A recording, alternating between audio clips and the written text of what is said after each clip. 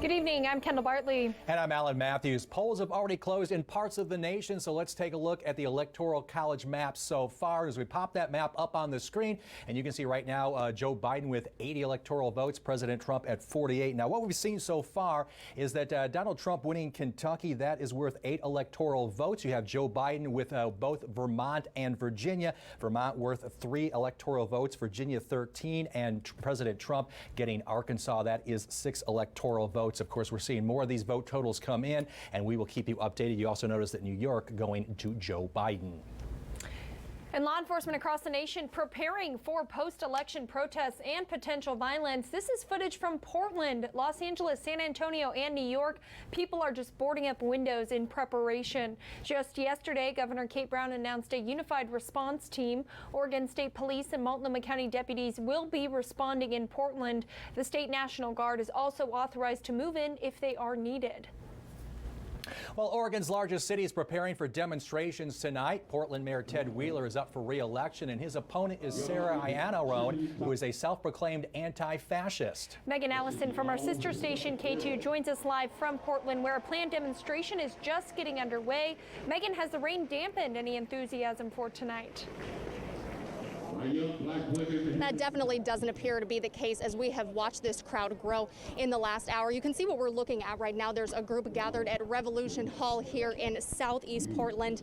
Now, this group does plan to march starting at 6:30. This was a common location for some of the large peaceful marches that we witnessed over the summer. Some of those events have been not as common over the last few months. It's been a while since we've seen a demonstration of this kind. Now, I did speak to organizers, local activists in the area this week, and they said they've been trying to get the messaging out right now that they want this to be peaceful, that they do not want there to be violence or vandalism this evening, and they want to continue to push that out to people who do plan to demonstrate this week. Now, in the wake of preparing for violence, there is a unified command of law enforcement here right now. There is state, city, and county police that are here right now. They're managing things in downtown. We've also noticed boards going up on businesses downtown as people prepare for the potential of violence. But like I said, this group is trying to get the message out that they want to be peaceful. We are hearing that they could potentially be moving towards downtown. Like I said, that march will start around 6:30, but we are going to continue to track things here. We are live in southeast Portland. Megan Allison, K2 News. All right, thank you so much, Megan. And while some voters cast their ballots by mail or in drop box locations, some residents in the McKenzie River who lost everything to the holiday fire are concerned for their ballot. Being an in-mail voting state, some of these residents no longer had a mailbox, as some lost their entire home to that holiday farm fire. Plus, residents had to travel into Eugene or Springfield for a drop box. As NBC16's Laura Negretti reports, that's not stopping residents from making their voice heard. Voting is always paramount. So Dan Martin made it happen. A resident between Blue River and Vida for nearly 30 years, he's one of the few whose home is still there, but his mailbox isn't. After the fire, I wanted to make sure I would get my ballot, so I had it sent to my daughter's house in Eugene. This is what the Blue River post office looked like prior to the fire, and this is what it looks like now. It, like most of the town and surrounding areas, burned, but in a time of mail-in voting, changes were made to make sure these residents got their ballots. Mail was filtered to either the Walterville post office or Vida. The Vida location made the decision to hold residents' mail as a precaution. Sonny Willis's house unscathed, but surrounding properties suffered. His mailbox is intact. We did nothing out of the ordinary. Ballots came in the mail. He and his wife submitted theirs to a drop box in Eugene. Near Willis's property, Vincent Tafoya lost his RV home. Still, his ballot came in the mail, and he turned it in last week via a drop box in Eugene. I feel I have to. I mean, otherwise I don't have any right to complain in one way or the other. On the ballot locally, a McKenzie school bond to raise property tax for school improvements. Now, after that fire, the board did suggest that voters say no, but Martin and Willis had already voted yes before getting that notice. Well, taking a look at some of the other local measures, the Bethel School District, a $99 million bond measure that is on the ballot tonight. The goal for this measure is to improve security, replace outdated textbooks and computers. The measure could also replace the Cascade Middle School, which is the oldest school in the district. And the 5-year levy for the Eugene Library also on the ballot this year. If it does pass, the average taxpayer would pay about $37 a year under the new levy. This would replace the current 5-year levy, which expires June of next year. The hope is for the money to be used to expand online services, new materials, and create a maker's hub. Well, it is the second highest election position in the state of Oregon. Oregon's Secretary of State is up for grabs this year as the current occupant Bev Clarno is not running for another term. Catherine Kiesel from our sister station K2 in Portland has a look at the two candidates vying for the job. In my view, this job is about making sure that government works for everybody, from running elections that are fair and secure, auditing state programs and revenues to make sure that they make a real difference in the lives of people who need them most. I have been spending most of my time on good government issues, working on government accountability and transparency, integrity. Those are issues that I think are very important to that office, as well as looking at it as a nonpartisan office. They both talked about Oregon's future and where they could make a difference as Secretary of State. We're really in a challenged time with businesses shut down, thousands of people out of work. We are being hit from many different directions right now. So those things, wherever the office can help, is what I want to work on. I want to work on getting us back on track. Not only as a mom, but as an Oregonian and a person whose life was changed in Oregon schools, I think the most important issue always is investing in our future, in our kids. And there are also 4 state measures on the ballot this year. Tonight we are taking a closer look. NBC16's Olivia Young is live in the studio to break down all of those measures for us. Kendall, I spoke with people on both sides of these measures. Measure 110 would expand drug addiction treatment and effectively decriminalize possession of hard drugs such as heroin, cocaine, and meth. The measure will be funded in part by the state's marijuana tax. It also establishes an addiction recovery program that supporters say shifts to a health-based approach to addiction, rather than using the criminal justice system. Treatment, not punishment, is the right approach, and that it's really past time for Oregon to do something about this because we rank nearly last out of all states when it comes to providing access to drug treatment services. But some addiction advocates say Measure 110 is the wrong solution. Mike Marshall with Oregon Recovers says the measure decriminalizes substances before long-term recovery solutions are in place. They've put the cart before the horse with the best of intentions, but the net effect is we're going to see overdose rates go up. We're going to see children not get the treatment and help that they need, and parents not have the opportunity to help their kids because they're not going to be notified that their kid was found with a pocket full of meth or a pocket full of heroin. Now, another question on the state ballot is Measure 108, Oregon's first ever vape tax. This measure would impose a 65% tax on nicotine vaping and increase the cigarette tax by $2. Oregonians overwhelmingly support this concept. They support healthcare, and they recognize that we have a youth vaping epidemic and that tobacco is still the #1 cause of death here in Oregon. And Measure 108 will help turn those things around. But vape shops say this measure will only hurt local business by driving customers online. Others point out that vaping is a healthier alternative to cigarettes that can be key in smokers quitting. As for the state's other 2 measures, Measure 107 would put limits on campaign finance spending and contributions in Oregon. And Measure 109 would legalize psilocybin, a hallucinogenic compound in so-called magic mushrooms, for an OHA-controlled therapy program.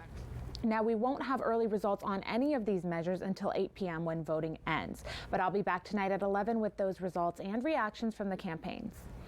All right, Olivia, thank you so much. Well, a closely watched race tonight is the District 4 race for the House of Representatives. Longtime Congressman Peter DeFazio facing newcomer Alex Scarlatos. NBC16's David Ochoa following this race from Roseburg at a local watch party for the local Republican Party. So, David, you actually had a chance to talk with Alec today, and how is he feeling about tonight's election? He's feeling a bit nervous, but he says that he ran a great campaign. He called it an 18-month interview that was a lot of hard work, but still fun. Out of all of DeFazio's opponents over the years, he feels he has the best chance to beat him. I do like my chances. I mean, like I said, we've given it everything we've had. This is the most expensive congressional race in Oregon's history, and it's really good to see the competition, especially considering DeFazio's never had a tough race before. He says that if they can't do it, then nobody can. Now, Skarlatos is still in his 20s, so I asked him if, even if he loses this race, if he thinks he'll run again. He says he doesn't know right now, and he'll cross that bridge when he gets there. He says he's just focused on that race. And he will probably be here at this watch party later tonight. Reporting live from Groesberg, I'm David Ochoa.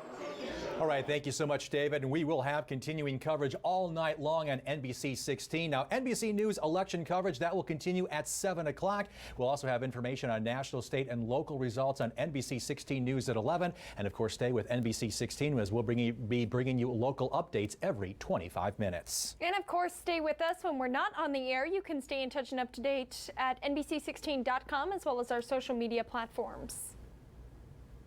Well, coming up next on NBC16 at 6:30, Lane County has seen a considerable increase in COVID cases over the weekend. We'll tell you why the numbers might not be what they seem. Plus, which state is allowing coronavirus patients to vote in person and how?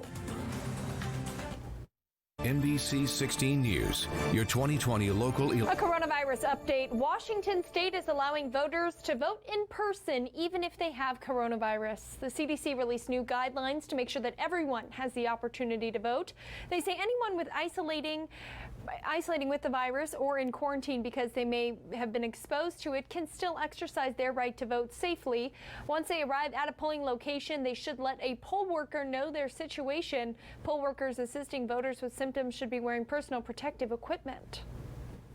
COVID-19 cases continue to surge around the globe. In the U.S., more than 575,000 cases were reported in the last week. Some of the political battleground states are also battlegrounds for the virus. Even so, the CDC says that people who are sick with the coronavirus can still vote in person. Americans headed to the polls wearing face masks as cases are on the rise in more than 40 states. All this as one of President Trump's top coronavirus advisors delivered a stark warning in an internal memo. Dr. Deborah Birx wrote that we are entering the most deadly phase of the pandemic. An Oregon Health Authority reporting 495 new cases today and 9 new deaths. This brings the state total to just under 46,500. Meanwhile, the death toll is now just over 700. And Lane County Public Health announced 27 new COVID cases today, bringing the total to more than 2,600. Today's new cases follow a considerable increase over the weekend. And while this sounds really concerning, Lane County Public Health says it's actually the result of backed up reporting. Sometimes that lags, and then we see those case counts go up a bit. And that was part of the reason why we did see those numbers up a little bit this last weekend. Davis says when you average things out, we're actually looking at a steady case rate. And while some may be quick to blame Halloween parties for this weekend's numbers, Davis says it appears the community has listened to calls for an end to big social gatherings. If we did see a growth in social gathering clusters, we would be announcing that, but those numbers have been really low. So thank you to our community for keeping those social gathering clusters low. That being said, 41% of overall outbreaks in Lane County are college-aged individuals, and Lane County is seeing growth in cases for that age group, as well as daycare and K-12 groups. 18 people are currently hospitalized. 28 people have died from COVID-19 in Lane County. Well, coming up next, some Portlanders discuss how they will handle the outcome of the election. And we have a traffic alert for you tonight. Work continues on the Delta Beltline interchange. We'll tell you what those new closures are. And overcast skies remain tonight, but colder temperatures and rain, they are taking aim at western Oregon. NBC16's chief meteorologist Josh Kozart will explain his full forecast is on the way.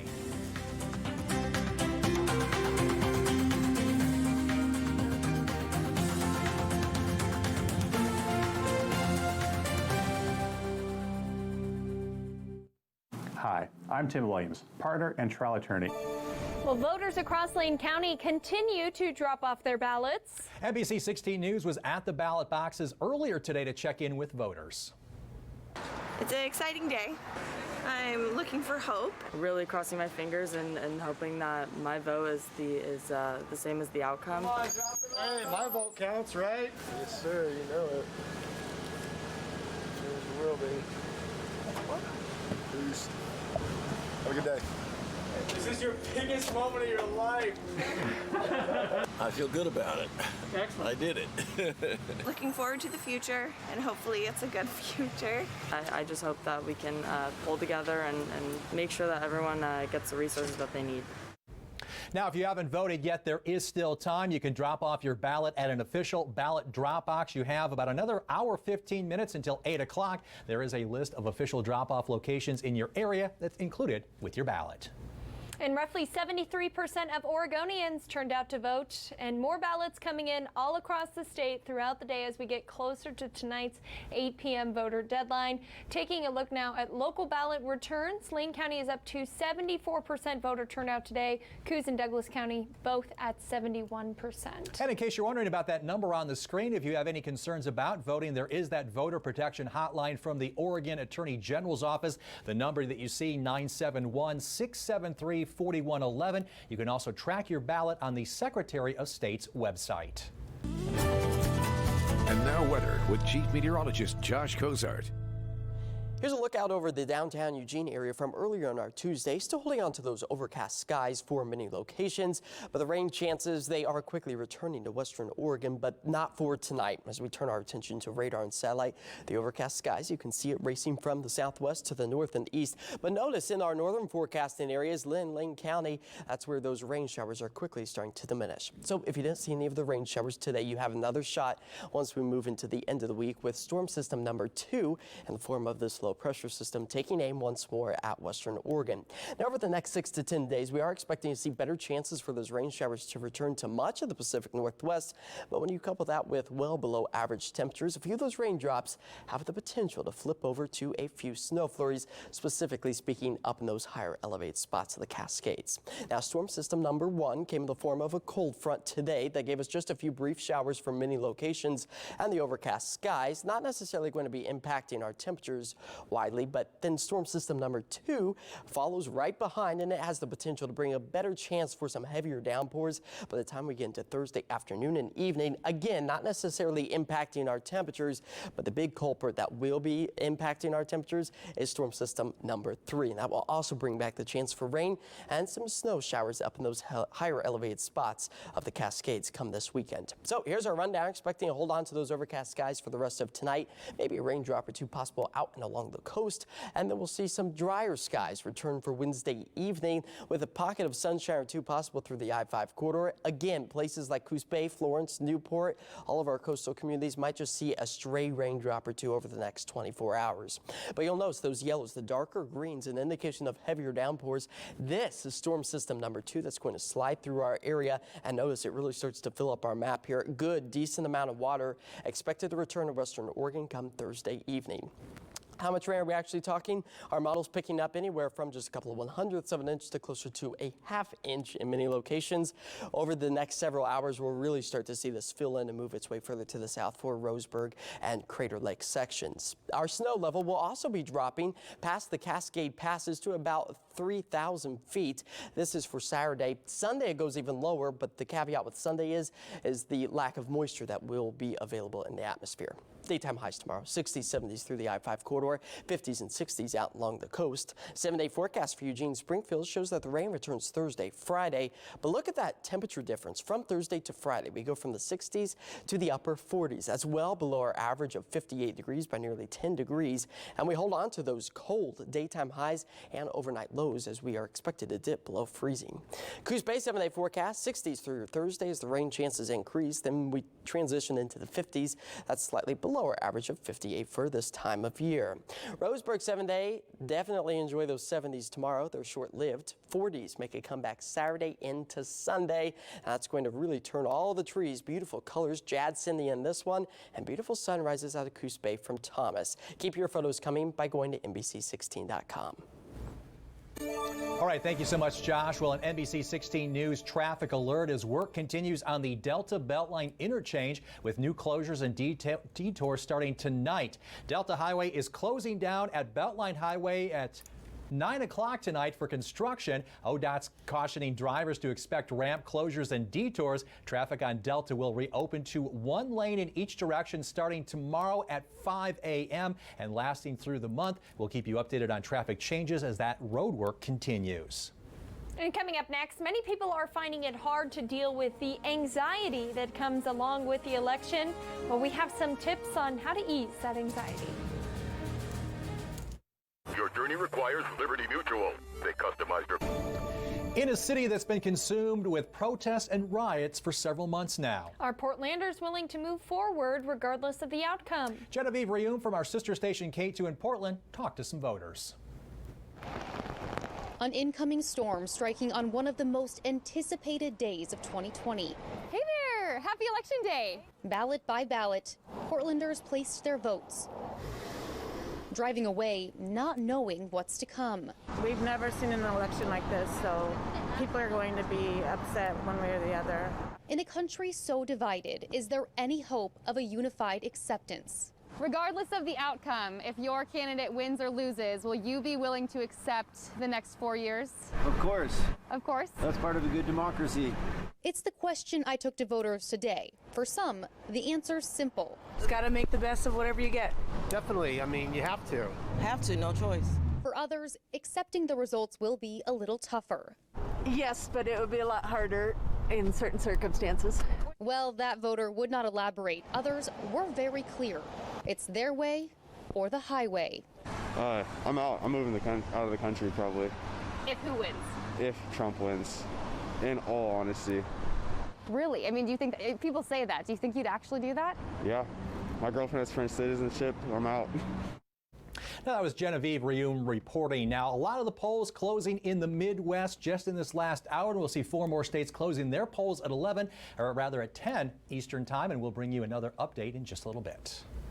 And health experts say that Americans are now facing election anxiety.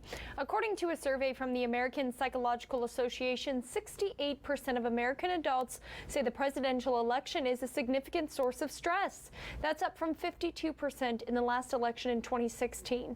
Americans that took part in the survey say they're concerned about the economy and the coronavirus crisis. Experts say the best thing you can do is focus on what you can control. And some tips to ease election anxiety are meditate and take deep breaths, exercise and get a lot of sleep, spend time with loved ones. Because of the pandemic, if you can't see family and friends, you can try using Zoom or FaceTime, and take a break from social media if it becomes too overwhelming. I like the last tip. Well, coming up next on NBC16 at 6:30, we're checking in at the Lane County Elections Office, where we are just hours away from ballots being due. Stay with us.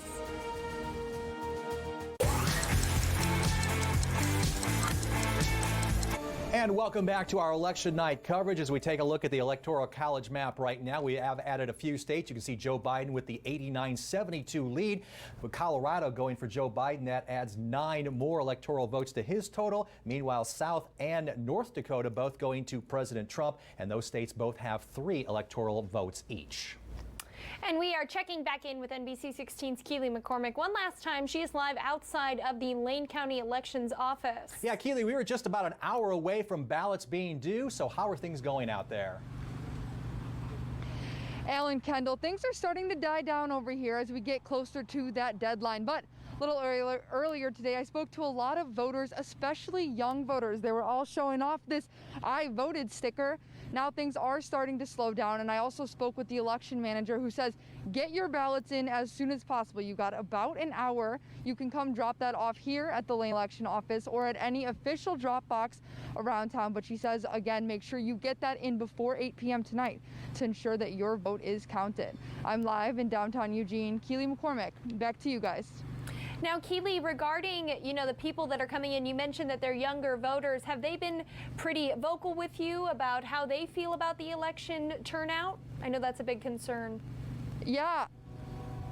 Yes, no, definitely. I spoke to a lot of them who said they feel that this year is especially historic and that they really want to be a part of that history. I also spoke to a man who hasn't voted since high school, but he graduated high school back in 1990. He said his reason that he's out here voting for the first time in 30 years is because he feels now more than ever is the time that he wants his voice to be heard. All right, well, thank you so much, Keely. We appreciate it, and we will check back in with you throughout the night. And we will have continuing coverage all night long right here on NBC16. NBC News election coverage continues at 7 p.m. and we'll have information on national, state, and local results on NBC16 News tonight at 11. And of course, stay with us for local updates every 25 minutes. And of course, when we're not on the air, you can always stay in touch and up to date at NBC16.com as well as our social media platforms. And we do want to remind you that still you got an hour to get those ballots in, and then shortly after 8 o'clock, we will start to see those election results, and we're going to have a lot of numbers for you tonight, so definitely stay tuned to NBC16 News. All right, that's all the time we have. See you back soon.